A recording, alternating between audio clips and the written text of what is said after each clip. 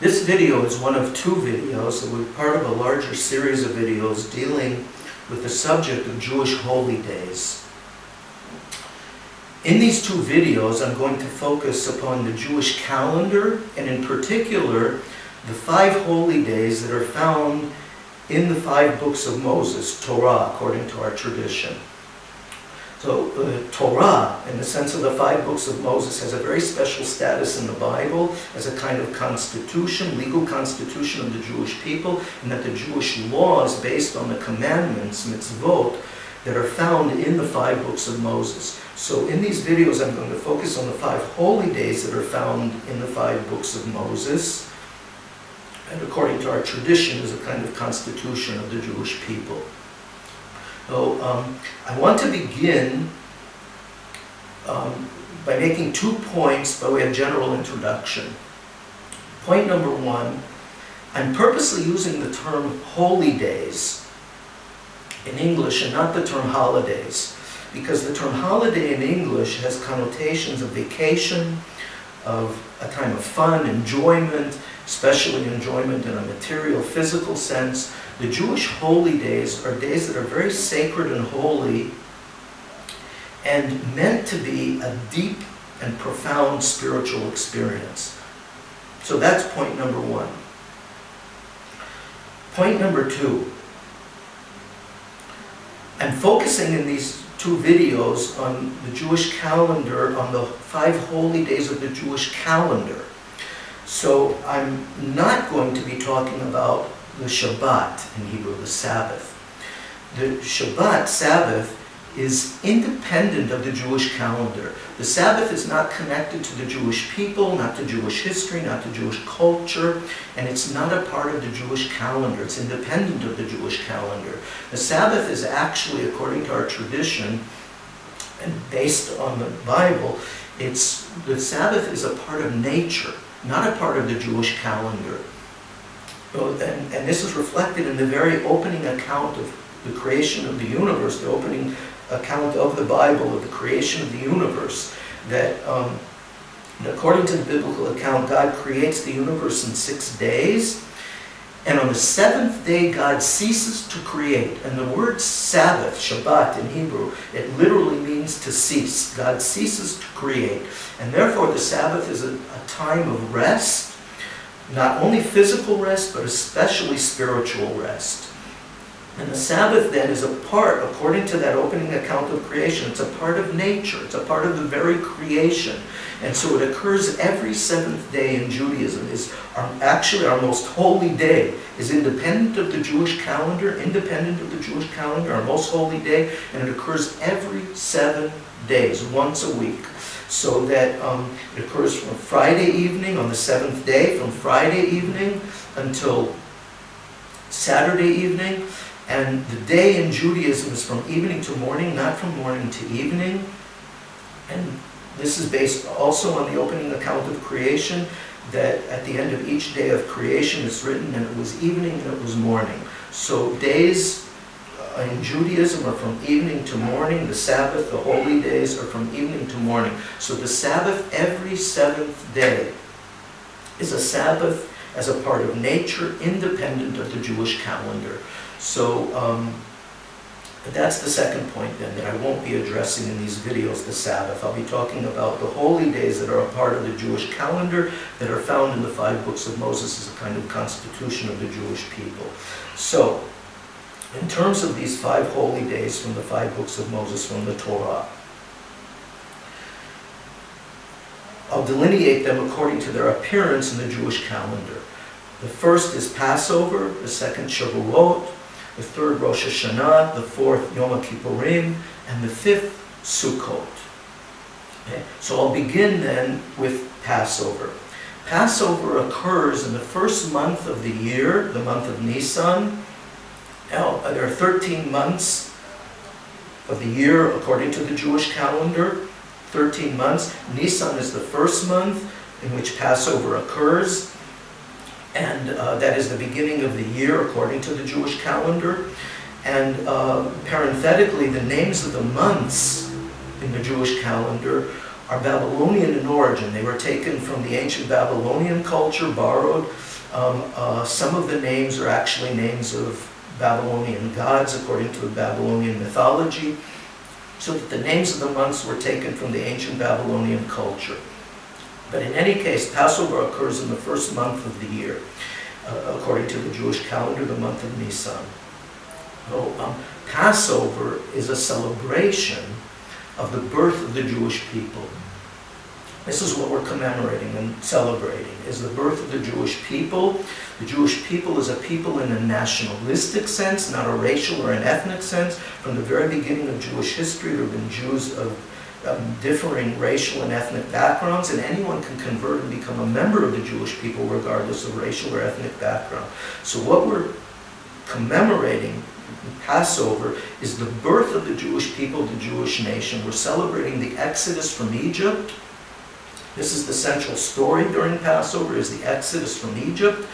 And the Exodus that our ancestors, Hebrews, escaped out of slavery and formed themselves into a people, Israel, the Jewish people, in the wilderness. And so that actually Jewish history begins with what we could say is the first mass slave escape in recorded history.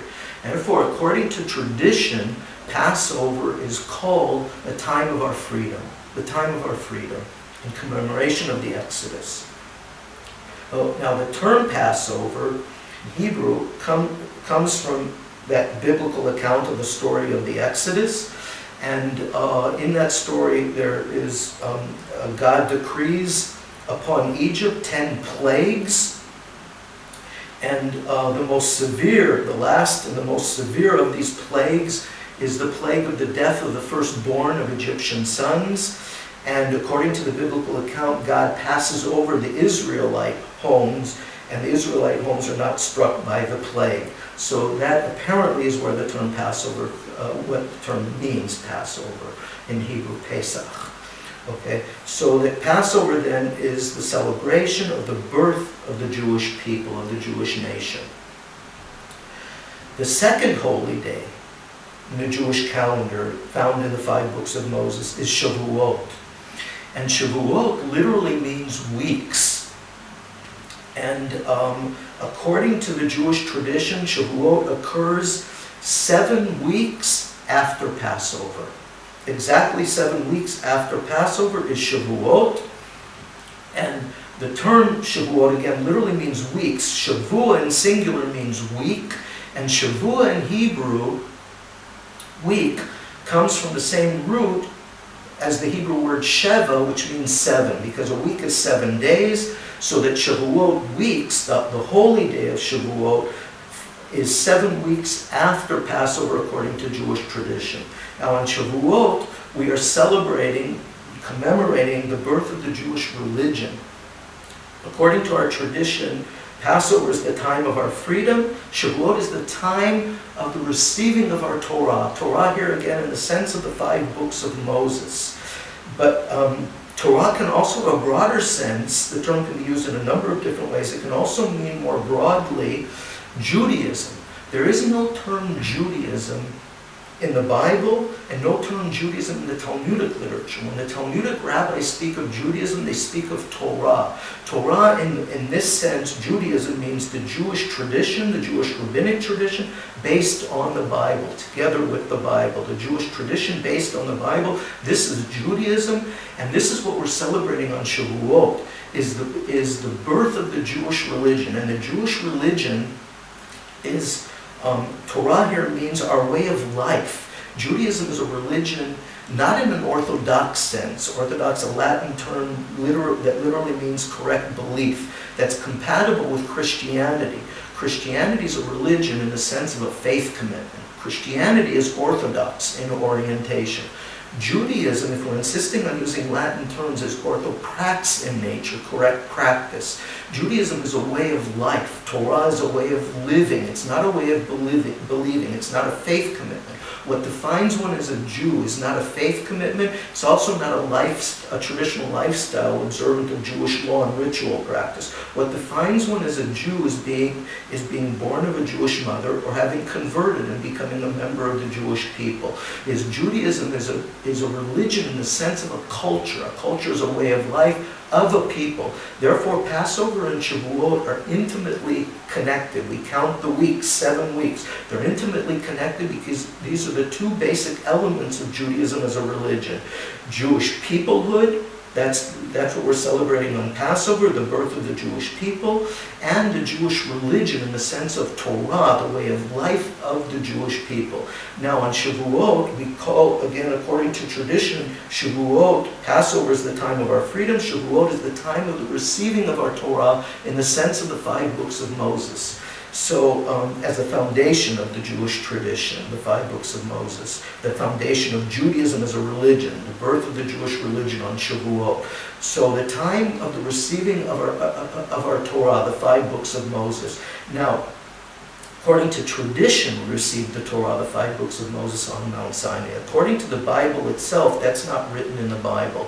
What we received according to the biblical account on Mount Sinai is the 10 statements. The term 10 Commandments is a misnomer, a mistranslation. The biblical term in Hebrew is literally 10 statements, and the 10 statements include various commandments.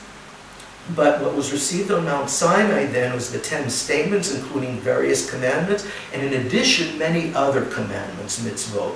That's what was received on Mount Sinai, the 10 statements together with many other mitzvot, commandments. And but according to tradition, we received the 5 books of Moses on Sinai, so that Shavuot is according to tradition, is the time of the receiving of our Torah, the 5 books of Moses, and we're celebrating then the birth of the Jewish religion as a whole, Judaism as a religion, our way of life, Torah, our way of life of the Jewish people. Okay, so that's Passover until Shavuot. Now, the other 3 holy days, Rosh Hashanah, Yom Kippurim, and Sukkot, occur in the 7th month of the year, Tishrei. Now, Rosh Hashanah is on the 1st day of the month. 10 days following Rosh Hashanah is Yom Kippurim, and Sukkot begins on the 15th day of the month of Tishrei. So I want to first, in terms of these 3 holy days, to begin with Sukkot, because Sukkot is actually in orientation, in its nature, is similar to Passover and Shavuot. And in terms of, Rosh Hashanah and Yom Kippurim are completely different in orientation and nature than these 3 holy days, Passover, Shavuot, and Sukkot. Passover, Shavuot, and Sukkot are pilgrimage festivals. Okay, pilgrimage festivals, meaning that in ancient times, in the ancient biblical period and the early Talmudic period, when the ancient temple existed in Judaism, the temple was a center of sacrificial and ritual worship, pilgrimage was made to Jerusalem, to the temple. Each of these 3 festivals that are called festivals, the term in Hebrew is Chag, okay, Chag, festivals. And Passover, Shavuot, and Sukkot. So Passover is the celebration, again, of the birth of the Jewish people. All 3 of these festivals then, Chagim in plural, Chag, Chagim, all 3 of these pilgrimage festivals are national in orientation. We're celebrating our national history as a people. So that Passover, again, is the birth of the Jewish people. Shavuot is the birth of the Jewish religion, and Sukkot, we're commemorating the wanderings of our ancestors in the wilderness following the Exodus from Egypt, the escape of our ancestors out of slavery in Egypt, forming themselves into a people in the wilderness. Sukkot commemorates the wanderings of our ancestors in the wilderness when our ancestors lived in small huts that were called Sukkot. Okay, they're called Sukkot. It's a small temporary hut. Our ancestors were living in the wilderness in very difficult conditions, apart from civilization, without the comforts of a permanent home, living in small huts when they experienced the providence of God watching over them, so that Sukkot is a time of great joy and thankfulness. Thankfulness in the sense of seeing the cup half filled with water is half full and not half empty. That even in the difficult conditions of the wilderness, apart from civilization, we didn't have a permanent home. At least we had huts to live in, temporary huts. so that it's a time, Sukkot, of great joy and thankfulness. So according to tradition, Passover is the time of our freedom, Shavuot the time of the receiving of our Torah, the 5 books of Moses, Passover the birth of the Jewish people, Shavuot the birth of the Jewish religion, and Sukkot then, in commemorating the wanderings in the wilderness of our ancestors, is according to tradition the time of our joy, the time of our joy. But all 3 of these pilgrimage festivals are a time of great joy and thankfulness. All 3 of them. A time of great joy and thankfulness, and therefore they're called festivals. This is what the term Chag means, is a festival, and in which pilgrimage was made in ancient times to Jerusalem. But and according to the 5 books of Moses, there is a commandment that we are to be joyful on these festivals, to be joyful. So this is the essence of these festivals, is that they're a time of joy. Passover, Shavuot, and Sukkot. So the appropriate greeting in Hebrew on these days is Chag Sameach. Chag Sameach literally means a joyful festival. May you have a joyful festival. Okay? Now, Rosh Hashanah and Yom Kippurim, by contrast, are very different in orientation and nature. Again, the pilgrimage festivals are national in orientation. We're celebrating our national history. Rosh Hashanah to Yom Kippurim are not national in orientation. We are standing before God in the period from Rosh Hashanah to Yom Kippurim. It's a 10-day period. Again, Rosh Hashanah is the first day of the month of Tishrei. On the 10th day is Yom Kippurim. And during this 10-day period, we are standing before God as the creator of the universe. We are standing before God not as a part of nature, not as a part of the Jewish people. We're standing before God as a part of nature, as a part of the creation. Actually, the entire universe, all of creation, all of nature is during this period, according to the Jewish tradition, is standing before God in judgment. So that it's not a time of joy. It's a time of fear and trembling. These are days that are called Yamim Noraim. Yamim Noraim, days of awe. Okay? And the term awe, Norah, in Hebrew, comes from the same root as the word Yir'ah, which means fear. The term fear of God in the Bible is Yir'ah. So it's the same root. These are days of awe, when we're standing before God in fear and trembling. All of nature is standing before God in judgment. God is the creator of the universe. The image of God is as a king, a judge, the king of the universe, the judge of the universe. And we're standing before God in fear and trembling. Now, there are people who say, on Rosh Hashanah and Yom Kippurim, they say the same greeting that is said on the festivals, Chag Sameach, a joyful festival. This is actually a mistake from a technical point of view, because these are Yamim Noraim. They're not times of joy, they're times of awe, fear, and trembling. And also, in addition, on the pilgrimage festivals in the synagogue, we say, as part of our prayer service, we say what is called Hallel. Hallel is a collection of various psalms expressing thankfulness and joy, and that are recited and sung in a spirit of joy and thankfulness. So the Hallel is recited and sung on the pilgrimage festivals, Passover, Shavuot, and Sukkot, because these are times of great joy and thankfulness, and therefore we say Hallel out of our joy and thankfulness. But on Rosh Hashanah and Yom Kippurim, we do not say Hallel. These are not times of joy and thankfulness. They're times when we're standing before God in fear and trembling, standing before God in judgment as a part of nature. Okay? So, Rosh Hashanah is, according to tradition, the day of judgment. It literally means the head of the year. But it's not the head of the year, like it's often translated in English, inadequately translated as New Year. That's an inadequate translation in my mind, because New Year in the secular calendar, January 1st, is again a time of fun, enjoyment in a material, physical sense, partying, merriment. Rosh Hashanah of the Jewish tradition, literally the head of the year, is not such a time of merriment and partying. It's, again, a very deep and profound spiritual experience where we're standing before God in judgment, a time of intense self-examination and self-judgment. And we're standing before God in fear and trembling. This is the experience. And it's the head of the year, and also not in the sense of the Jewish calendar. The Jewish calendar, the first month is Nisan, when Passover occurs.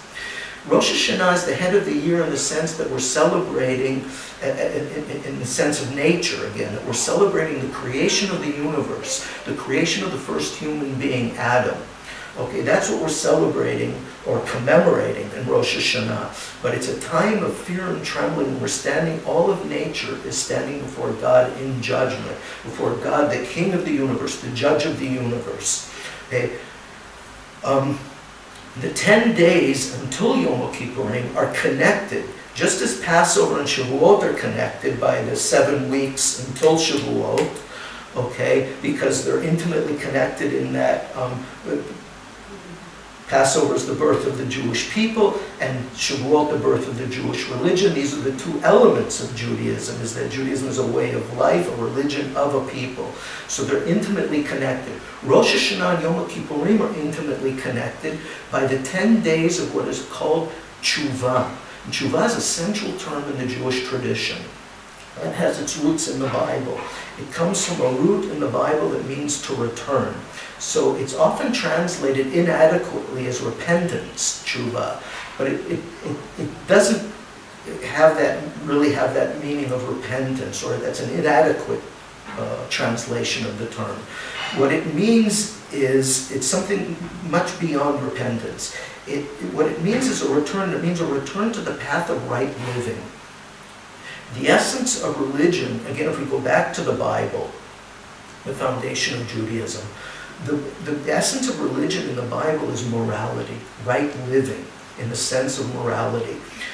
If I were to point to one verse that captures the essence of biblical religion more than any other verse, it's the verse from the book of Deuteronomy, chapter 6, verse 18, "You should do that which is right and good in the eyes of the Lord." So notice that biblical religion is orthoprax in nature again, for using Latin terms. Correct practice, doing, not believing. It's not to believe, it's to do that which is right and good. And the word right there means righteous. It's the very same word that's contained in the name Israel, the name of the Jewish people. Yisrael in Hebrew, if you divide it in the middle, it's Yashar El, and Yashar means righteous, righteous of God. The very same term that occurs in this verse that captures the essence of biblical religion. You should do that which is right and good in the eyes of the Lord. Righteousness, goodness. Okay. So that tshuva then is to return to the path of right living, of righteousness, goodness, that Judaism demands, that the Torah demands, that Judaism demands, that God demands in the biblical conception. It's to return to the path of right living. And the term sin in Hebrew, chet, comes from a root in Hebrew that means a missing of the mark. There's no notion in traditional Judaism, as far as I'm aware, of original sin, certainly not in the Christian conception of the human being being born into sin. There's no such notion in traditional Judaism, not in the Bible and not in the Jewish tradition. There's no notion of the human being being born into sin. Rather, sin in the biblical conception and in traditional Judaism is a missing of the mark. It's when we fall down, we fall off the right path, the path of right living. And we have to do tshuva, a time of self-examination, self-judgment, to improve ourselves, to correct ourselves and get ourselves back onto the path of right living. That's tshuva. So that on Yom Kippurim, now tshuva is a central commandment, mitzvah of the Jewish tradition. And it's incumbent upon us at all times of our lives, at all moments of our life, we're to examine ourselves, where we've come from, where we're at, where we're going, at all times in our lives. But the period from Rosh Hashanah until Yom Kippurim, these 10 days, are a period that is especially devoted to tshuva. When we're standing before God in judgment, when all of nature is standing before God in judgment. So that our faith on Yom Kippur, it's not a time of joy, we're still standing before God in judgment on Yom Kippurim, but our faith is that if we do tshuva, we improve ourselves, we correct ourselves, God will be forgiving of us. This is not forgiveness of an unconditional nature, regardless of our behavior. It's conditional upon our doing tshuva. The images of God as a judge. A judge will be lenient if a judge sees signs of remorse, signs that the person has changed in some way, or a criminal. Okay, then a judge may be lenient. Okay, so the image is of God as a judge on Yom Kippurim, and our faith is, it's a time, in other words, when we're fasting on Yom Kippur, we fast the entire day, we don't eat or drink the entire day of Yom Kippurim. That fast is not an expression of grief or mourning or sadness. It's an expression of great faith and optimism. Optimism that if we do tshuva during this period, from Rosh Hashanah to Yom Kippurim, we especially do tshuva during this period, God will be forgiving of us. Okay, so that's the period from Rosh Hashanah to Yom Kippurim when we're experiencing God as a God of judgment. The image of God is a king, a judge. All of nature, we're standing before God as an individual, as a part of nature. All of nature is standing before God in judgment. It's an experience of fear and trembling. Yamim Noraim, the days of awe. That's Rosh Hashanah until Yom Kippurim. The pilgrimage festivals then are times of great joy, not a time when we're standing in judgment. It's a time of great joy. Again, they're Hagim, again, festivals that are times of great joy. And we're experiencing God's love, God's compassion during these three festivals. God's compassion. Now, the word compassion in Hebrew is rachamim, is an expression of love. Compassion is an expression of love. And rachamim contains within it in Hebrew the word rechem, which means the womb. So it's God's love, like the love of a mother for the child of her own womb. It's an unconditional love. Not like the judge who will be lenient on condition that the judge sees signs of remorse and change on the part of a criminal. Here are the images of God as a parent who loves us, the Jewish people. These festivals that are national in orientation, we're celebrating our national history, we're experiencing God's compassion, God's love, the images of God as a parent, not a judge or a king. God who loves us like the mother who loves the child coming out of her womb unconditionally, so that we were not worthy of being brought out of slavery. Our ancestors were, according to tradition, idol worshippers. Also in the wilderness, following the Exodus, so that we weren't worthy of receiving the Torah. Our ancestors made the golden calf in the wilderness. God redeemed us from slavery. God gave us the Torah to guide us, according to tradition, as an expression of compassion, unconditional love. God watched over us in the wilderness. We lived in huts, and God watched over us, according to tradition, as an act of compassion, even though we weren't worthy, that our ancestors were idol worshippers. So that the period then from the pilgrimage festivals, these days of Passover, Shavuot, and Sukkot are days of compassion, and in distinction to Rosh Hashanah and Yom Kippur, that are days of judgment and awe. And so I'll finish with that then, and in the second video I'll go more into depth in terms of the holy days of the Jewish calendar.